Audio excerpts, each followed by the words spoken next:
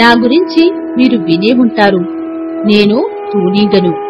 నేను మీ పంట పొలాలపై గంటకు 100 కిలోమీటర్ల వేగంతో ఎగురుతూ మీకు హాని చేసే పురుగులను తింటూ ఉంటాను.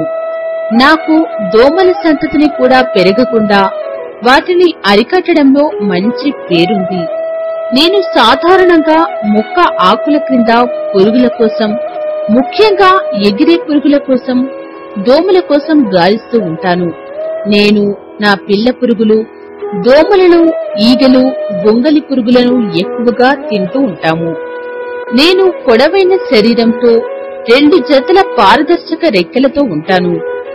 నా కళ్ళు ఎంత పెద్దవంటే నా 2 కళ్ళు పెద్దగా ప్రక్క ప్రక్కనే ఉండడం వలన నా తల నిండా కళ్ళే కనబడతాయి. నా మెడ సన్నగా, కదలికకు ఎంతో వీలుగా ఉంటుంది. నాకు ఇంకా చిన్న చిన్న స్పర్శ వెంట్రుకలు ఉంటాయి. మాలో ఇంకో తెగ కూడా ఉంది. వాటిని అప్సరసలని అంటారు.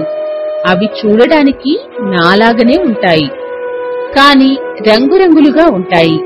అవి వాలినప్పుడు రెక్కలను పైకి పెడతాయి. మాతో పోలిస్తే అవి చాలా నెమ్మదిగా కూడా ఎగురుతాయి.